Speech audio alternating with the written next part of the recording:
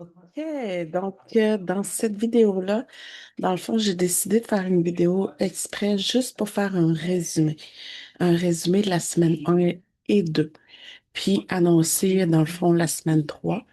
Parce que, pourquoi j'ai décidé de faire ça? Parce que c'est important de comprendre que tout ça, c'est un processus, que tout ça, dans le fond, euh, c'est inspiré de mon propre parcours aussi, mon processus, mais que chaque semaine a une raison d'être. Donc, puis ça va être important aussi de garder ça en tête pour la suite, parce que on s'entend qu'en 6 semaines, on va voir des choses, mais que c'est pas 6 semaines qui va régler nos réactions, nos comportements, les choses, les réflexes qu'on a tendance à faire. Donc, ça va être garder ça en tête, vraiment. Puis, de mieux rattacher aussi les modules dans le fond. Fait que c'est pour ça que j'ai décidé de faire euh, une vidéo résumée. Puis en plus, ben, il y en a qui n'étaient pas là. J'avais oublié d'enregistrer la rencontre qu'on a fait le jeudi de la semaine 2 qui était en passant j'ai beaucoup aimé la rencontre parce que il y avait la vie. Et ça, j'aime beaucoup quand chacune prend sa place, là, c'est pour moi euh, une énergie que j'aime beaucoup quand on fait des rencontres. Alors, donc, résumé, c'est sûr que faut comprendre, faut se rappeler plutôt que ma méthode que j'ai créée, que j'ai nommée, ça s'appelle ancrer, comme ancrer, s'ancrer. Donc, ANCRER. Donc, chaque lettre représente une semaine un module dans le fond. Donc, on a commencé par le A. A, c'est admettre que oui, on est dépendant, mais aussi comprendre pourquoi. Qu'est-ce qui se cache derrière la dépendance? Et on a vu dans le fond, dans cette semaine-là, que ben, ça vient de loin. Ça vient de loin. Nos fondations ont été fragilisées il y a très, très longtemps. Je vais pas répéter tout le cours, mais imaginez-vous là, quand même 150 000 enfants qui ont été arrachés de leurs parents, qui n'ont pas reçu cette sécurité-là. Donc, même que, en plus de ne pas avoir reçu ce qu'ils devaient recevoir, il y en a qui ont vécu des sévices. Donc, si on se rappelle, le style d'attachement, c'était plutôt au niveau désorganisé. Quand ta figure d'attachement était aussi une figure qui te faisait peur, une personne qui te faisait peur. Donc, tu es censé recevoir l'amour, mais tu reçois de la violence ou d'autres choses. Donc, imaginez-vous quand même que peut-être pas toutes les 150 000, c'est pas tout le monde qui a vécu autant de sévices, je dirais, parce que j'ai eu des témoignages il y en a certains que c'était plus facile que d'autres, mais quand même. Donc, cette transmission-là, affective, c'est brisé à un moment donné dans l'histoire. Puis ça, faut pas l'oublier. Dans le fond, ça enlève une espèce de culpabilité. Tu sais, c'est pas nous. On n'a pas grandi comme ça. On n'est pas venu au monde dépendant. Puis c'est même pas à cause de nos parents. Nos parents aussi n'ont pas reçu certaines choses. Puis je pense vraiment que de comprendre ça, de voir ça de cette façon-là, enlève une, une certaine honte, culpabilité, une certaine lourdeur. Puis je pense que oui, faut voir ça de la façon la plus bienveillante. Faut se traiter aussi de, de façon bienveillante, comme je l'ai dit. Donc, puis en plus, je vous ai expliqué les neurosciences, à quel point notre cerveau enregistre, nos comportements sont en fonction de tout ce qu'on a enregistré. Parce que notre cerveau capte l'information avec toutes les 5 sens. Donc, on a vu, on a ressenti des choses, on a touché, on a des choses que on n'aurait pas dû. Des choses plus graves, d'autres moins graves. Ça peut être dans la rue, on a vu quelqu'un, un couple, un jeune couple se disputer, se crier, se battre. Ça fait partie quand même des choses on a enregistrées. Puis à force de répéter, ben, ça crée des chemins. Donc, notre cerveau dit, OK, amour, ben, ça peut faire peur. Amour, c'est pas stable. Amour, c'est comme ça. Puis, ça devient une réalité, dans le fond. Puis, donc, c'est difficile, même si on sait, là, à l'intérieur de notre cœur que ça devrait pas être comme ça, ben, on peut se retrouver à être là-dedans, dans ce genre de relation-là, parce qu'on a vu ça, c'est le connu. On a tendance à aller vers le connu parce que notre cerveau, il aime ça. Il aime être dans le confort. Donc, des fois, il faut être plus fort que son cerveau. Puis, ben, je vous ai parlé de l'importance de que notre cerveau, il y a de la neuroplasticité. On peut il est malléable, donc on peut créer d'autres chemins. On n'est pas, c'est pas parce qu'on a un chemin là il est là pour la vie. Dans le fond, on peut créer d'autres chemins. Puis c'est évidemment la même équation, et répétition, répétition, et l'émotion venait jouer pour 5000 fois plus de courant électrique pour faire un nouveau chemin neuronal. Donc, c'était pourquoi je vous parlais de l'importance des wouhou, wouhou, tu sais, puis l'importance de le faire pendant 30 secondes. Par exemple, à chaque fois que tu fais quelque chose pour toi, tu vas yourou-tisser, peut-être pendant que tu le fais ou peut-être même après. Tu n'as peut-être pas envie de le faire pendant que tu es dehors en train de prendre une marche juste toi tout seul. Puis c'est correct. Tu vas aller à la maison, puis tu peux le faire chez toi, dans peu importe quelle pièce. L'important, ça va être de revivre ce que tu as fait, de repenser à ce que tu as fait, puis comment tu t'es senti prendre une marche tout seul, puis euh, de ressentir ça, puis de ressentir cette fierté-là. Puis comme je l'ai dit, on n'est pas obligé de crier, là. C'est vraiment le ressentir parce que des fois, on veut bien célébrer, mais on le ressent pas. Fait faut être plus fort que notre cerveau. Faut vraiment prendre le temps de se connecter à soi là-dedans. Puis plus on fait les wouhou, plus pour vrai, ça a des impacts vraiment favorables à long terme, favorables. Puis, dans le fond, je vous ai parlé de à la semaine 2 dans le fond, euh, ben, à la semaine 1 pardon, j'ai parlé de le cycle toxique. Dans le fond, c'est parce que à force de voir ça, il y en a tellement partout, la dépendance affective. Donc, il y a beaucoup de relations qui sont malsaines. Puis, le fait qu'on n'ait pas d'outils, on n'ait pas on est comme démunis face à ça. Fait qu'on a appris à normaliser ça. On vit avec. Puis, tellement qu'on normalise, on a appris à en faire l'autodérision. On rit de ces situations-là, de ces malheurs-là. On rit des gens qui vivent des relations comme ça, où il y a la violence, l'infidélité. Puis ça, ben, cette autodérision-là, on dirait, c'est pourquoi on le fait, c'est comme pour enlever une certaine honte. On en rit, mais pour l'autre, c'est comme ça vient l'écraser. Ça écrase le sentiment de honte, de culpabilité et tout ça. Fait que c'est vraiment un double tranchant. Faut faire attention vraiment des jugements. On juge beaucoup, on se connaît tous dans les communautés, puis donc on vit avec ça, puis on a appris à banaliser, normaliser, et ce que je disais pour briser ça, ben faut arrêter. Tu sais, là, il y avait comme une boucle. Faut arrêter de tolérer des choses. Quand on le sait que ça, c'est pas tolérable, on n'est pas obligé de continuer. Parce que sinon, c'est une boucle. On tolère, on tolère, on tolère, on tolère. Puis, vous pouvez retourner voir aussi les vidéos. Les vidéos sont là tout le temps.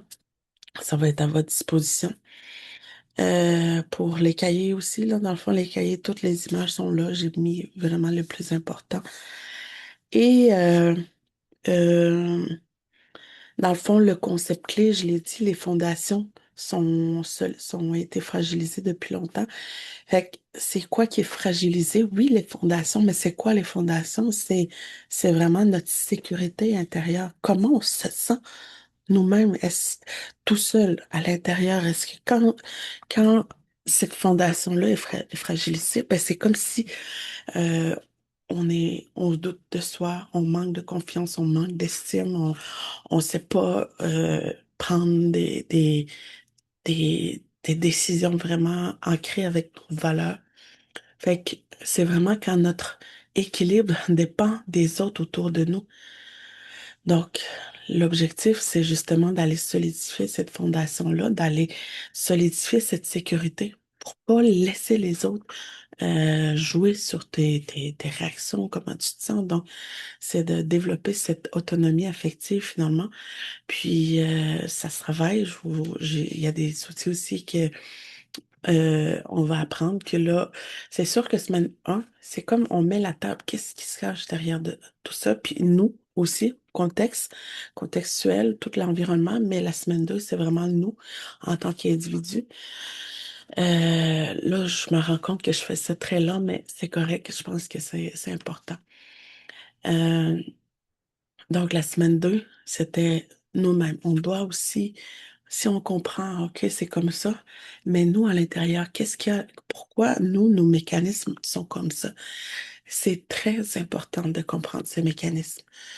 Parce que plus tu te connais, plus tu es capable de te gérer après, de t'auto-réguler, de gérer tes émotions. Puis même que euh, j'aime, j'aime voir ça d'un autre angle, c'est que c'est comme tu apprends tellement à te connaître, à te maîtriser que plus jamais tu vas laisser les autres jouer un rôle dans ton humeur. Fait que c'est comme si tu te protégeais finalement de la réaction, pas de la réaction, mais de l'entourage qui pourrait être. Fait que, dans le fond, ce que je veux dire, c'est quand on comprend nos mécanismes, on est capable de mieux s'autoréguler, puis finalement à être moins atteinte par les autres, dans le fond, par leurs paroles ou par des situations qu'on peut vivre. Fait que c'est vraiment gagnant pour nous, mais aussi, ça nous permet de finalement sortir de la survie, puis de commencer à faire, à se découvrir, parce que c'est ça la semaine 3. Donc, si je fais un résumé très clair de la semaine 2, euh, c'était le N, le A, on a vu le A semaine 1. Module 2, c'était le N nommer et comprendre ses mécanismes. Donc, il y a les blessures, identifier sa blessure dominante, voir le style d'attachement aussi qu'on a reçu.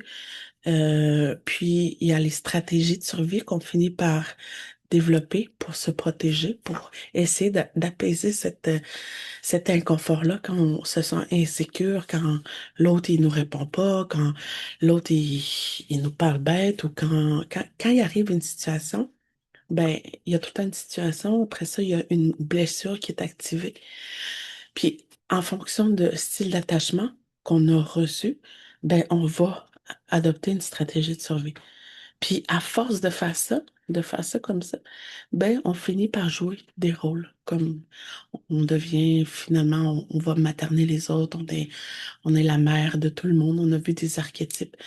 Puis, puis finalement, tout ça, ça fatigue quand même, ça met de la tension, des frustrations, de la colère, tu sais, il peut y avoir de la chicane, des disputes dans des couples.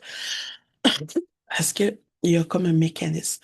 Mais le but, c'est que c'est de prendre conscience que quand tu vis une situation, puis que tu as une blessure qui s'active, puis que là, tu ressens quelque chose, tu es en train de prendre conscience, OK, là, c'est ma blessure qui est activée. Puis c'est pas nécessairement la personne, c'est oui, je veux dire, il y a une raison. Peut-être que la personne a été méchante ou t'as essayé de te rabaisser, puis c'est pas valable. On pardonne pas ça, mais on peut pas contrôler les autres. On peut juste se contrôler nous-mêmes.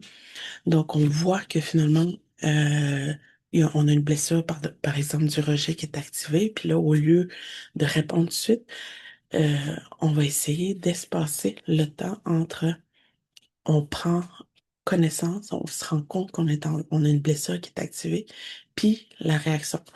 Puis souvent, dans plusieurs des cas, la meilleure façon, c'est de pas réagir du tout.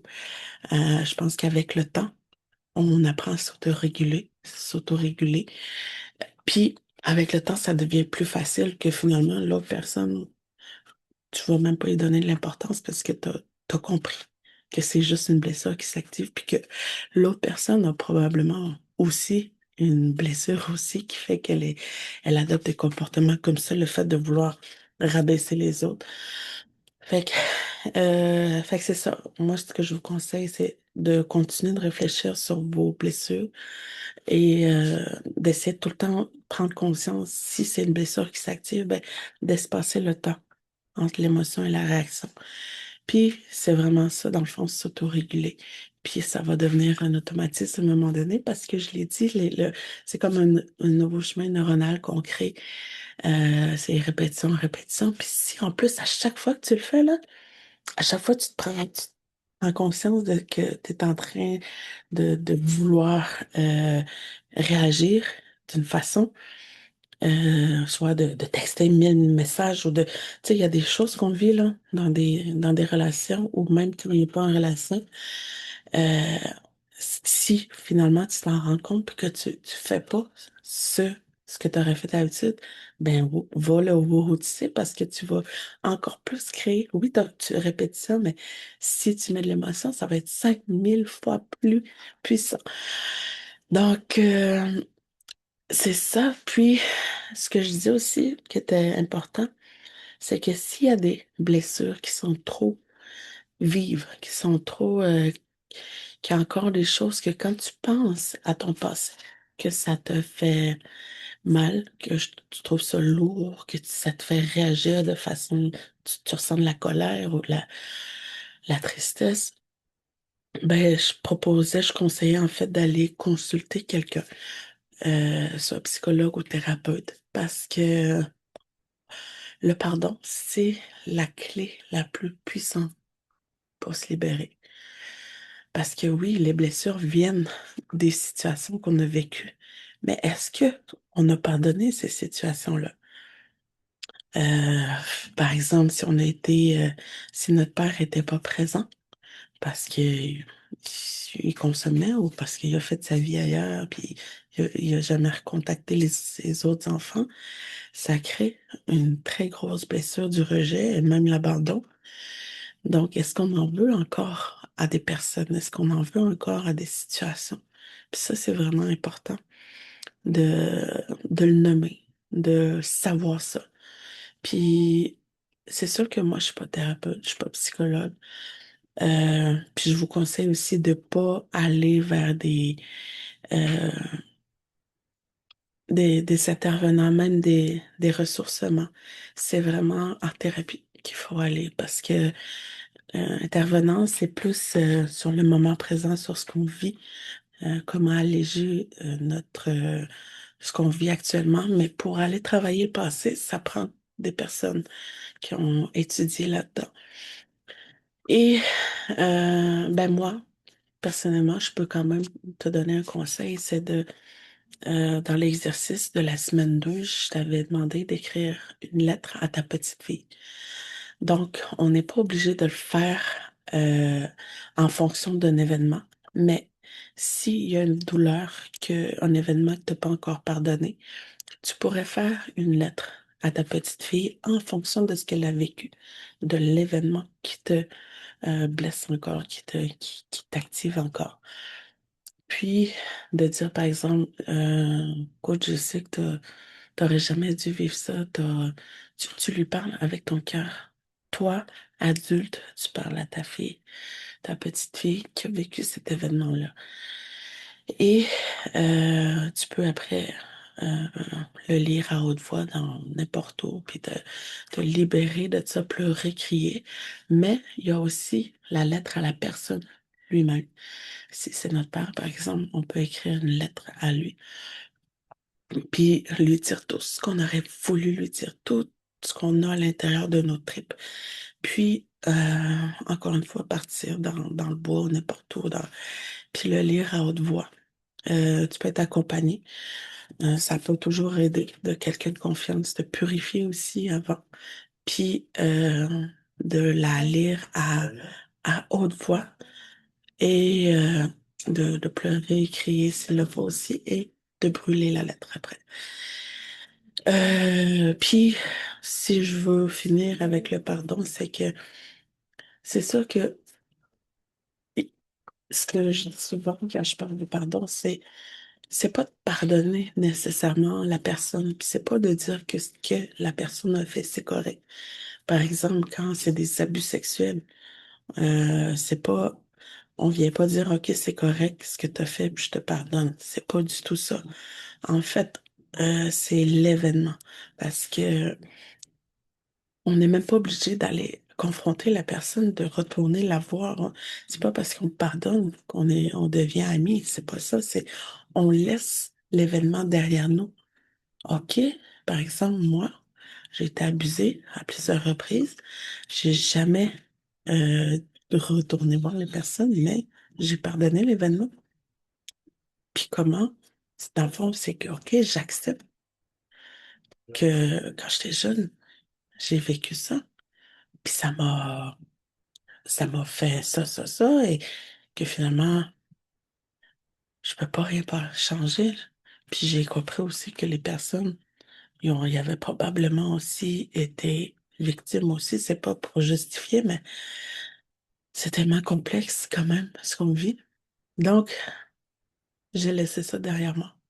Parce que peu importe le niveau de colère, peu importe à quel point on s'attache, parce que ça fait mal s'attacher à des choses de notre passé.